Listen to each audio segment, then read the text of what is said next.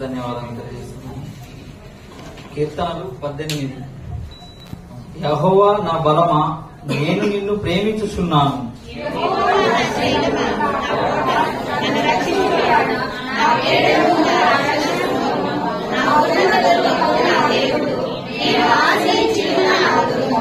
కీర్తనీయుడైన యెహోవాకు నేను మొర్రపెట్టగా ఆయన నా శత్రువులలో నుండి నన్ను రక్షించును.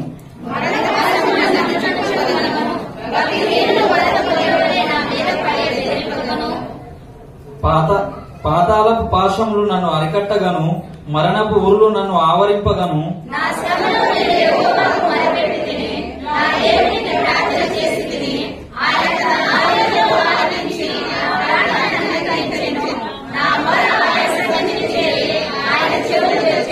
అప్పుడు భూమి కంపించి అదిరెను, పర్వతములు పునాదులు వణికెను. ఆయన కోపింపగా అవి కంపించెను.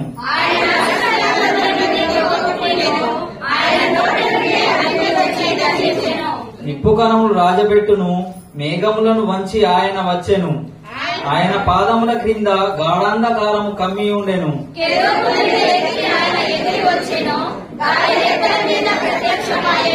గుడారముల వలె అంధకారము తన చుట్టూ వ్యాపింపజేసెను. జలాంధకారమును ఆకాశ మేఘములను తనకు మాటుగా చేసుకొనెను.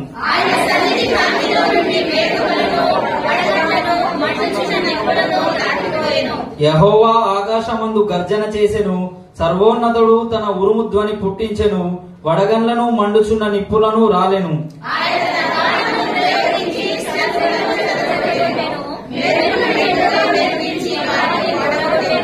యెహోవా నీ నాసిక రంధ్రములు ఊపిరిని నీవు వడిగా విడువగా నీ గద్దింపునకు ప్రవాహములు అడుగు భాగములు కనబడెను. భూమి పునాదులు బయలుపడెను.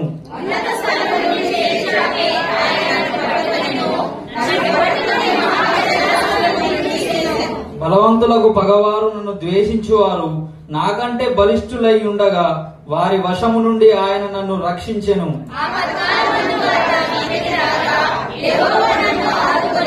విశాలమైన స్థలమునకు ఆయన నన్ను తోడుకొని వచ్చెను. నేను ఆయనకు ఇష్టుడను గనుక ఆయన నన్ను తప్పించెను.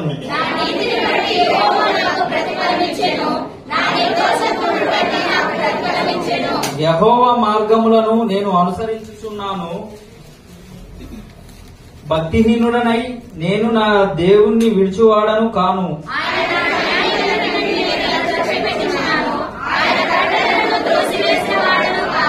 దోషక్రియలు నేను చేయనులకుంటిని, ఆయన దృష్టికి నేను యథార్థుడనైతిని.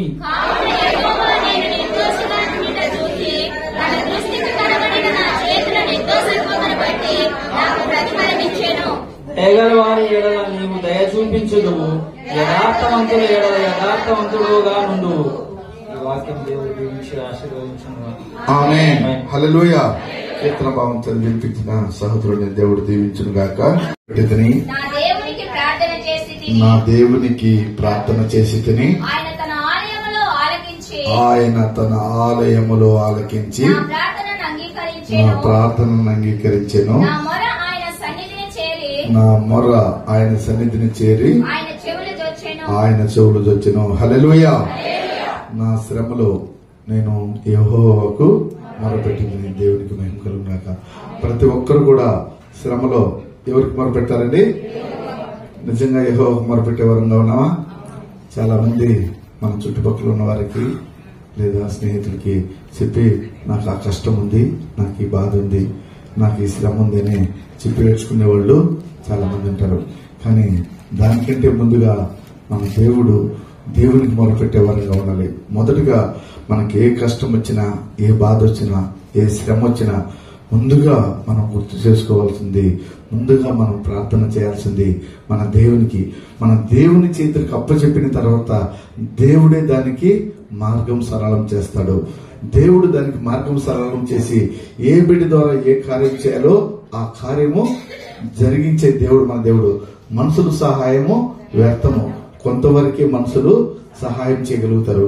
కానీ మన దేవుడు నువ్వు ఎప్పుడైతే ఆయన వైపు కన్నులెత్తి ఆయనకు మొరపెట్టగలుగుతావో నీకున్న కష్టం నుంచి, నీకున్న బాధ నుంచి, నీకున్న శ్రమ నుంచి ఆయన నిన్ను విడిపించి నిన్ను ఆదుకొని ఆయన ఆలయంలో చెప్పాడు. చూడండి, ఆయన మళ్ళా చదువునమాట, ఆయన తన ఆలయంలో ఆలకించి ఆ ప్రార్థన అంగీకరించను. ఆయన మనము చాలా మందిని మనము మందిరంకు రావా అని పిలిచినప్పుడు నేను ఇంట్లోనే ప్రార్థన చేసుకుంటున్నానండి, నేను ఎప్పుడు దేవుణ్ణి మర్చిపోలేదండి, ఆయన చేసిన మేలు నేను ఎన్నడూ మరవలేదండి అంటాడు. కానీ దేవుడు ఎందుకు ఆయన రక్తాన్ని ధారపోసి ఆయన మందిరాన్ని కట్టాడు? ఆయన ఎందుకు సమాజంగా కూడి నన్ను ఆరాధించడని సెలవిచ్చాడు? మనం అందరం కూడా ఆయన మందిరంలో చేరి ఆయన్ను వేడుకునే వారంగా ఉండాలి, ఆయనకు మొరపెట్టే వారంగా ఉండాలి. రెండవదిగా ఆయన మన పట్ల చేసిన కార్యాలకు ఆయన కృతజ్ఞతగా ఆయన్ను స్తుతించే వారంగా, ఆరాధించే వారంగా ఉండాలి. అందుకే దేవుడు మనల్ని ఒక చోట చేర్చాడు. మనం ఆడవాళ్ళైనా సరే మగవాళ్ళైనా కోవిడ్లో చాలా మంది కుకింగ్ చేస్తూ ఉంటారు. అంటే ఏదైనా ఒక కట్టి పెట్టి మంట వేసి చూడండి, ఎంత మంట వస్తుందో అదే 4 కట్లు పెట్టి మంట వేచండి, బలంగా వస్తుంది. అలాగే మనం ఏకంగా చేరి ఏ విషయమైనా, ఏ సమస్య అయినా ఒక దేవుని మందిరంలో మనందరం ఏక మనసు కలిగి మనం ప్రార్థన చేసినప్పుడు ఆ ప్రార్థనకి ఏముంటది అంటండి, శక్తి ఉంటది, బలం ఉంటది. మన దేవుడు వెంటనే దానికి ఆయన ఆలయంలో జవాబిచ్చే దేవుడిగా ఉన్నాడు. ఎన్నో మార్లు, ఎన్నో సమస్యలు ఇది అసాధ్యము అన్నదాన్ని జీవము గల దేవుని సంఘంలో మనం ప్రార్థించగా దేవుడు దాని కార్యరూపంలో మనకు చూపించాడు, దానికి ప్రతిఫలం మనకు ఇచ్చాడు. అవునా కదండి? దాన్ని అందరం కూడా అంగీకరిద్దామా? అందుకే దేవుడు ఆయన మందిరంలో చేరి మనకున్న కష్టాన్ని, మనకున్న బాధను, ఏదైతే మనకు అసాధ్యం అనిపిస్తుందో అది సాధ్యపరిచే దేవుడు కనుక ఆయన సన్నిధిలో మనం మొదటగా మొరపెట్టే వారంగా ఉండాలి. అలాగే 10వ చరణంలో ఒక మాట చూడండి,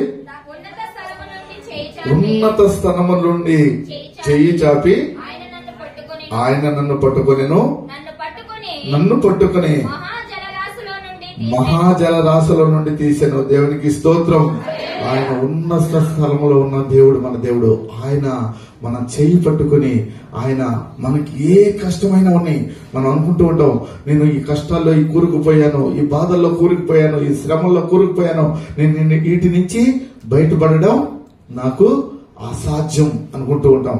ఒకనొక టైంలో నేను కూడా అలా అనుకున్నా. ఒక సమస్యను బట్టి ఈ జీవితంలో ఈ సమస్య నుంచి బయటపడేదే కష్టమని. కొందరు అన్నారు, దైవ సేవకులు ప్రార్థన చేసేప్పుడు నువ్వు ఇంతగా ఎదుగుతావు, నువ్వు అంతగా ఆశీర్వదిస్తావు దేవుడు అంటే, నేనెప్పుడు ఈ సమస్య నుంచి బయటపడేది, నేనెప్పుడు ఈ స్థితికి చేరుకునేది అనుకునేవాడిని. కానీ ఆ అవిశ్వాసం మనకు ఎంత మాత్రమో మంచిది కాదు.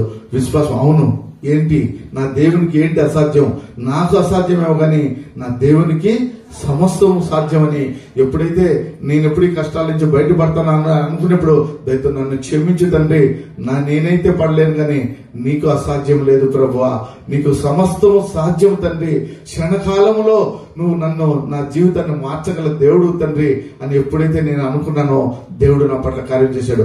మనమైనా ఎవరైనా ఏదైనా సమస్యల్లో, బాధల్లో, శ్రమల్లో, పాపంలో ఏదైనా కూరకపోయింటే దీంట్లోంచి ఎలా నేను బయటపడగలుగుతానో అని దయతో నువ్వు అనుకోవద్దు.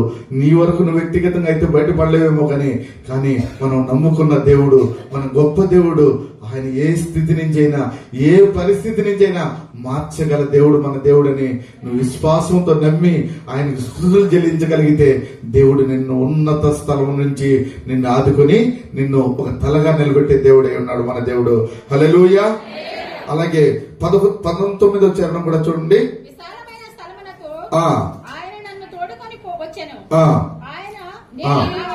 నేను ఆయనకు ఇష్టడును కనుక ఆయనను తప్పించను. మనం ఎప్పుడైనా ఆయనకు ఎవరుగా ఉండాలండి? ఇష్టడుగా ఉండాలి. ఇష్టంగా ఉండాలంటే ఏం చేయాలా? ఆయనకు, మన తండ్రికి మనం ఇష్టంగా ఉండాలంటే ఏం చేయాలి చెప్పండి? ఆయన మాట ప్రకారం మనం జీవించాలి, ఆయన మాటకు మనము లోబడాలి. ఎప్పుడైతే మన బిడ్డ మనకు లోబడి మన మాట విని మనం ఏది అడిగినా కూడా కాదంటావా? కాదు, నా బిడ్డ నా మాట వింటాడు, ఎప్పుడు ఏది అడగలేదు, నా బిడ్డకు అది ఎంత కష్టమైనా సరే నా బిడ్డ కోరిక తీర్చాలి అనుకుంటామా లేదా? అలాగే మన దేవుడు ఆయనకి ఇష్టంగా మనం జీవిస్తే, ఆయన మాట ప్రకారం మనం జీవిస్తే, మనకి ఎలాంటి కష్టం వచ్చినా, ఎలాంటి బాధ వచ్చినా, ఎలాంటి శ్రమ వచ్చినా, నా బిడ్డ నేను ఏది చెప్తే అది వింటున్నాడు, ఏది చెప్తే అది వింటున్నది కనుక నా బిడ్డ కష్టం నుంచి, నా బిడ్డ బాధ నుంచి, నా బిడ్డ శ్రమ నుంచి నిన్ను విడిపించాలి అని మన తండ్రి అయిన దేవుడు కూడా మన యొద్దకు వచ్చి, లేదా ఆయన దేవదూతలను పంపించి మనకున్న కష్టం నుంచి, మనకున్న బాధ నుంచి, మనకున్న శ్రమ నుంచి, లేదా మనకున్న వ్యాధి నుంచి మన దేవుడు విడిపించే దేవుడే ఉన్నాడు. హల్లెలూయా. మన దేవునికి ఏది కూడా అసాధ్యం అంటే లేదు. మనం మొదటిగా చేయాల్సింది ఏమంటే, మన దేవుని మందిరంలో మనం చేరాలి. మొదటిగా ఆయనకు మొరపెట్టాలి. మనకున్న బాధను బట్టి, మనకున్న శ్రమను బట్టి, మనకున్న కష్టాన్ని బట్టి, మనకున్న వ్యాధిని బట్టి మనం మొదటిగా ఆయనకు మొరపెట్టే వరంగా ఉండాలి. రెండోదిగా ఆయనకు ఇష్టడుగా ఉండాలి. మూడోదిగా ఆయన్ను ఎల్లవేళలా మనము స్తుతించే వరంగా, గణపరిచే వరంగా ఉన్నప్పుడు దేవుడు మనకు ఎలాంటి పరిస్థితుల్లో ఉన్నా ఆయన మనకు చేయి చాపి పైకి లేవనెత్తి ఉన్నత స్థలంలో మనం నిలబెట్టే దేవుడే ఉన్నాడు. దేవునికి మరికం కలుగును గాక. అందరం కొద్ది నిమిషాలు మన దేవాతి దేవుడి వైపు కన్నులెత్తుదాం. హృదయపూర్వకంగా మన దేవుడిని స్తుతి ఆరాధన ద్వారా మహిమపడదాం.